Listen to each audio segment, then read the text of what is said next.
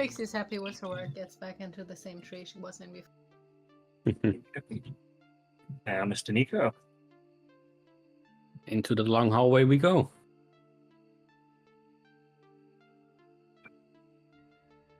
Okie dokie. In front of you, you see 4 different doors. What do you do?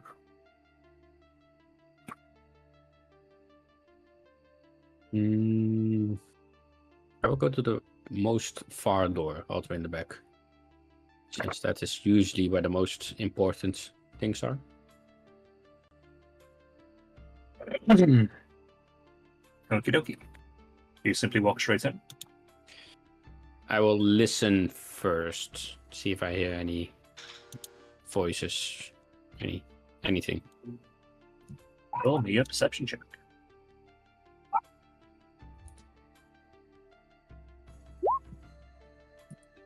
A 2. You listen very, very closely. You can hear something moving.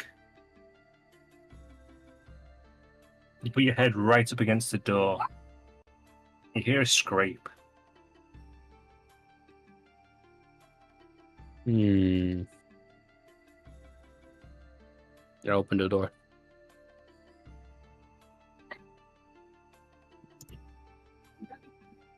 This room has 3 doors and a wood-carved staircase that ascends to a higher level.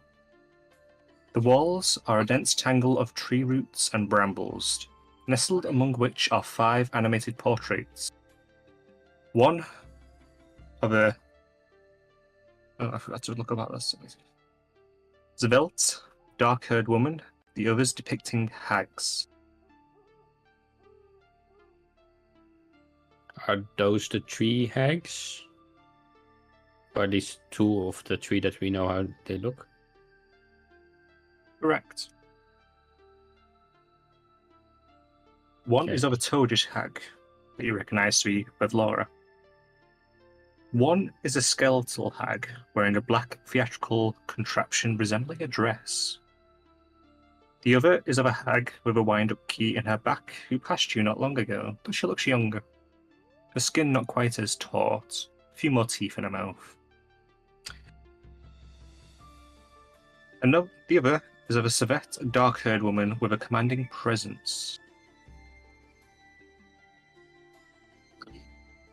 Above them all is an additional one, in a much larger portrait. This is of a very ancient hag.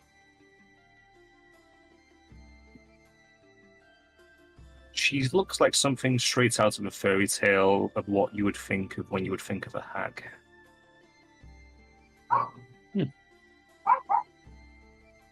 Alright.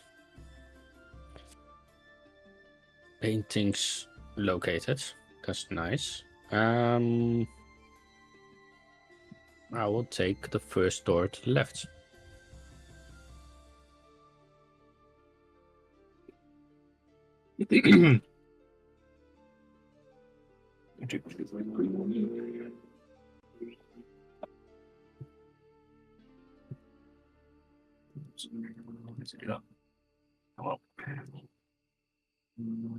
Okay, taking the first door to the left.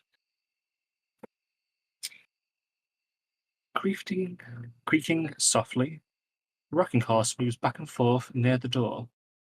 Peeling paint covers its limbs, and its rocker is thick with moss. A rictus grin is painted across its face. Near protruding roots is a painted wooden box, 3 feet on the side. The crank protrudes from one side of it, causing it to resemble an oversized jack-in-the-box. The rocking horse has a large depression in its forehead.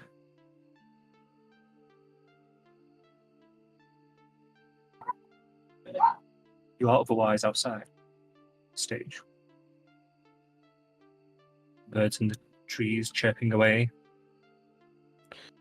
That is good news. Outside. Close the door. Okie dokie. And I'm checking the other door.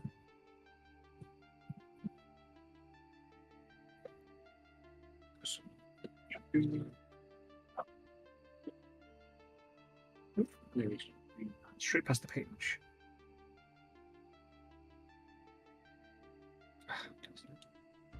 Keep on selecting until you'll forget to reselect it. You're going straight into this one again? Or yeah, probably. Yeah. This squalid kitchen is carved out of the trunk of a fallen oak. A large clay oven sits in the middle of the room, surrounded by crowded shelves laden with forest fungi, jars of pickled grubs, animal skulls, and mouldy cookbooks.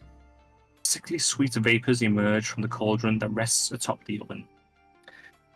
A young human girl, shackled to a work table, is hard at work peeling potatoes.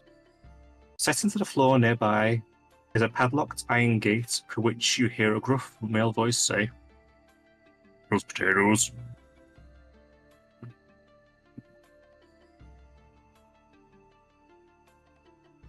The girl peeling the potatoes doesn't actually look up towards you as you enter.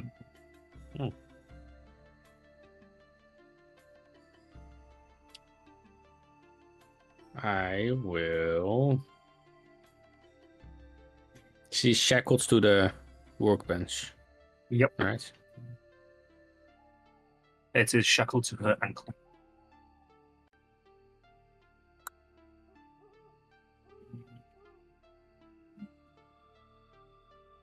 Yeah. I'm gonna try something stupid. I will walk in and say, all children have to go to the forest. As I walk in. Let's see. The Continue. young girl looks up towards you as you speak. Oh, bloody thing again. Again.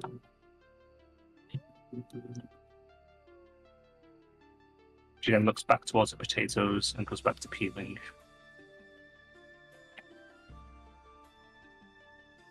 I will move closer. Saying it again. All children have to go to the forest. And I, seeing as she is tied down or locked, I will grab my glaive. As you grab the glaive, she suddenly turns and hurls a potato at your face. I'm going to assume a 4 does not hit. No. Bashes against the shelves instead behind you. Just how am I meant to leave? She kicks a foot, pulling against the table. How do you mean we can go to the forest? I thought I was being punished here for going through the forest. You trying to get me in trouble? Not saying anything, I will grab the glaive and try to carefully aim towards to where the chain is being tied to the table. Okie dokie. I'm okay with breaking the table. Make me an attack roll with advantage. Given it's a stationary object that you're aiming for.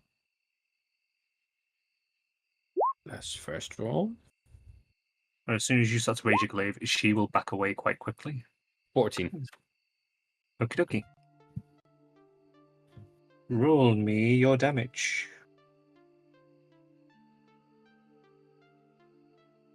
Will I put a divine smite? Want to smack the lock? Sure, go ahead. Yeah, sure. So 13 plus, what's my divine smite? 2d8? Yeah. So 21 damage on the lock. You hit the lock and it explodes. In a bright flash of light, metal bits go everywhere. You bounce off you harmlessly. And she falls, kind of scrambling around to the other side of the grate. I'm sorry. I will She has to back up further. I'll hold out my hand to help her stand up. She's rather terrified at the moment. In that case, I will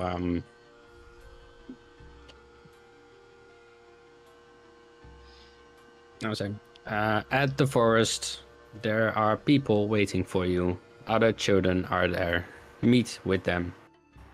And I just leave the room.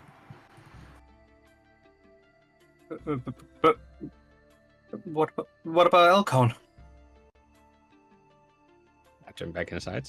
Oh, As you say that and look down, you see a very small grate in the floor. And you see a shadow move in it. It means me. are you a child? Just because I'm a dwarf does not mean I'm a child. Why does everyone always assume I'm a child? Just because I'm short. You get a better look. You see he is effectively naked except for a loincloth in a small, shallow kind of mud hole in the ground. Is the grate locked? It is indeed, yes. Time to bust it open. Same thing, but this time without Divine Smite.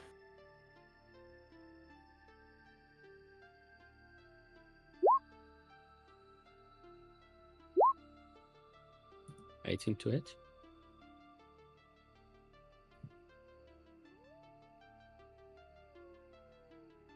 It hits.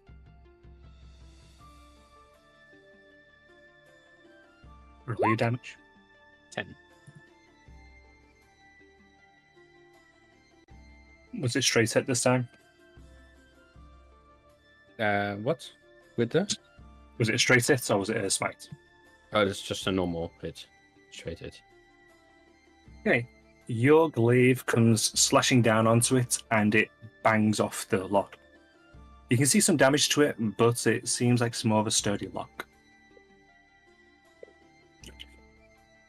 What? Do you not have the key? Do you just hit things? I hit it again. Hit it again. I hit it again.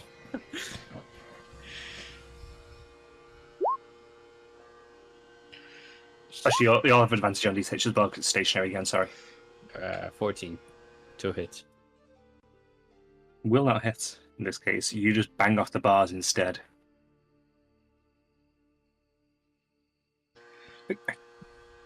What the hell's wrong with you?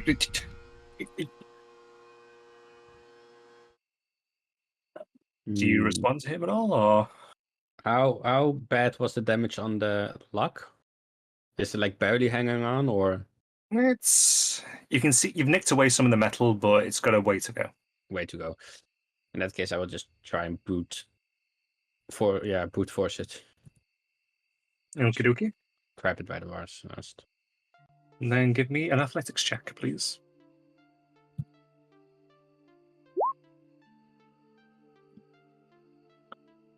You pull on them and you start to strain, and it does not give.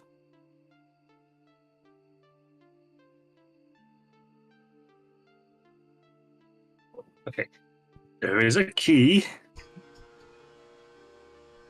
Now, robots, do you know what key is?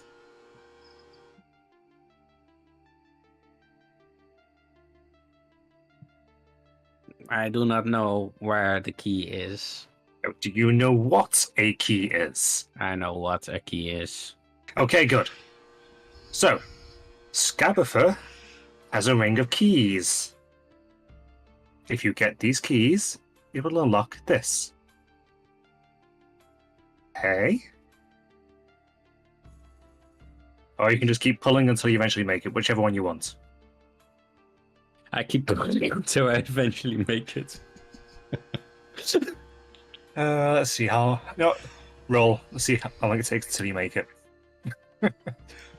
Just so high this time. Doors, man. Oh, decently. 19. Keep going. Just keep holding. Yep. Because it'll be taking up time, so... 25. Okay, you get it on that one. Okay.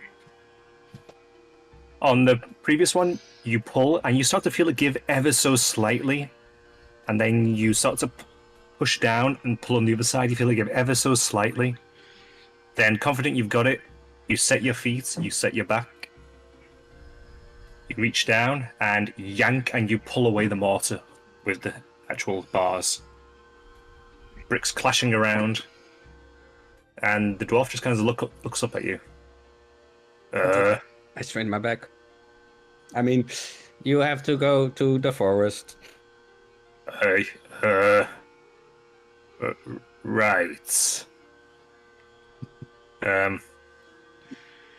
Need a hand? Please. I give him a hand to pull him out. He, rather embarrassingly, lets you lift him up and out. Brushes himself off, trying to kick off some of the mud. I got on myself if anyone asked, okay? Listen, just go. Just go, find a pixie, you can trust her. There are people in the forest, children. Just go. I just leave. If you find my stuff, I'll take it back, find spy. He leads the girl out. And eventually, they make their way out as well. So, Pixie, you'll see a dwarf leading a young female child out. As before watching, if they move towards the forest or if they're looking for something, like just having close attention on them, seeing what they're doing. He's leading her by the hand. Again, he doesn't actually have his armor or anything there. That's just the picture from the book for him. Right, it's gonna be fine now. We're out, don't worry. He says that's people over this way. He starts walking towards the edge of the forest. Paying close attention as long as to where I last saw Will of the Feywild's companion child. Not going to interact. Okay. And they disappear into the bush. Just walking slowly. Catch a faint murmur of, I told you that a third time was to try. Or success, or you know what I mean. We got out. Now. To find heart's desire. And the voice drifts off as it gets further away.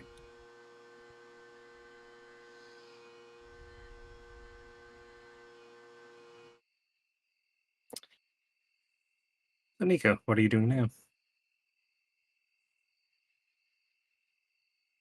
Eeny, meeny, miny, mo, catch a tiger by its toe. This one. Straight in. Straight in, okay.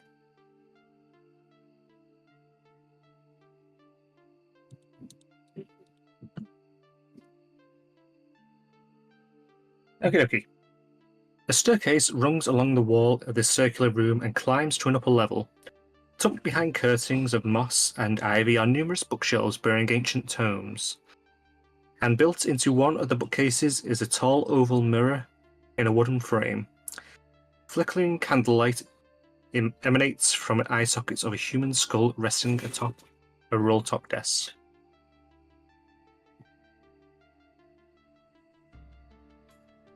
Creepy, but okay. I'll just go up the staircase, I think.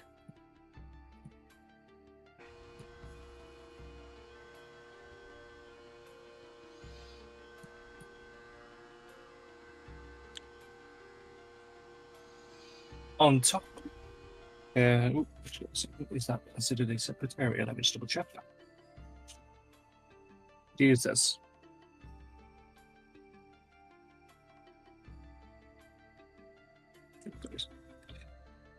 Almost everything about this bedroom is orderly. From the bed with the patchwork quilt to an ornamental pigs arranged in neat rows on the dresser. Such tidiness is at odds, however, with the decaying dollhouse sitting on the bedside table.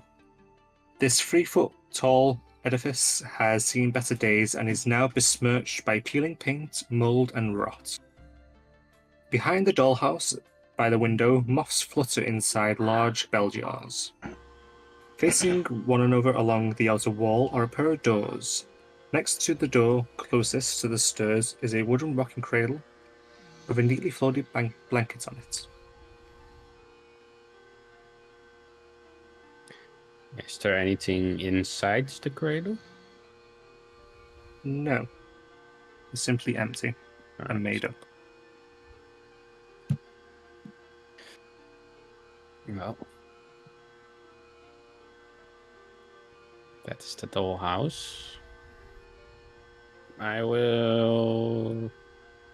How big is the dollhouse? Better question. Can I fit it in my backpack? It is. I'm going to say 3 foot tall by 3 foot wide. It's too big for a backpack, I think. Peeking inside the dollhouse, what do I see? As you peek inside the dollhouse, you see various little ornamentation things. You see a pair of dolls holding hands. A little trinket of an eyeball on a necklace. A frog head on a pig's body. All kinds of strange little bits and bobs. And you get a tingling on the back of your head as you look inside. And your eyes rest on what is effectively a teeny tiny flesh doll. No features, just like a flesh toy. Oh.